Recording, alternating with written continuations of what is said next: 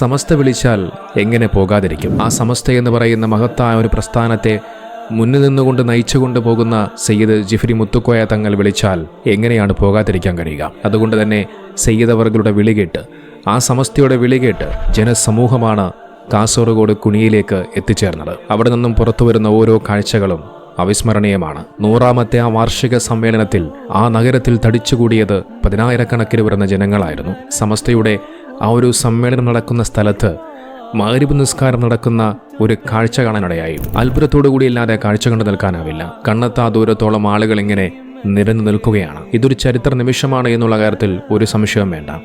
സമസ്തയുടെ 100ാം വാർഷികം അത് ചരിത്രത്തിൽ എന്നും ഓർമ്മിക്കപ്പെടുമെന്നുള്ള കാര്യത്തിലും ഒരു തർക്കവുമില്ല. മുസ്ലിം കേരളത്തിൻ്റെ വിശ്വാസ സംരക്ഷണത്തിനും ആദർശത്തിനും കാവൽ തീർത്ത 100 സംവത്സരങ്ങൾ ആഘോഷിക്കുകയാണ് സമസ്ത.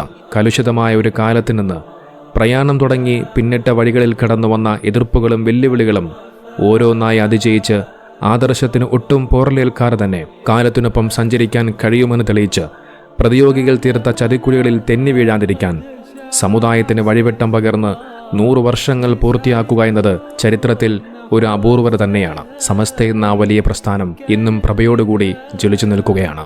ഒരു മങ്ങല് പോലും ഏൽക്കാതെ ആ സമസ്തയുടെ 100ാം വാർഷികത്തിനായി വിദേശ രാജ്യങ്ങളിൽ നിന്ന് പോലും ഒരുപാട് ആളുകൾ എത്തിച്ചേർന്നു. ബൈക്കിലൂടെയും കാറിലൂടെയും ബസ്സിലൂടെയും ഒക്കെ ആയിരക്കണക്കിന് വരുന്ന ആളുകളാണ് അവിടേക്ക് ഒഴുകിയെത്തിയത്. ആ മഹത്തായ പ്രസ്ഥാനത്തിനെ മുന്നിൽ നിന്നുകൊണ്ട് ഇപ്പോൾ നയിച്ചുകൊണ്ടിരിക്കുന്ന ബഹുമാനനായ ജിഫ്രി മുത്തുക്കോയ തങ്ങൾ അവർക്ക് അല്ലാഹു സുബ്ഹാനഹു വ തആല ആരോഗ്യവും ദീർഘായുസ്സും കൊടുത്ത് അനുഗ്രഹിക്കുമാറാകട്ടെ. ഇനിയും ഒരുപാട് വർഷക്കാലം ആ സമസ്തയെ മുന്നിൽ നിന്നുകൊണ്ട് നയിക്കാൻ സയ്യിദ് അവർക്ക് അല്ലാഹു ദീർഘായുസ്സ് പ്രദാനം ചെയ്യുമാറാകട്ടെ.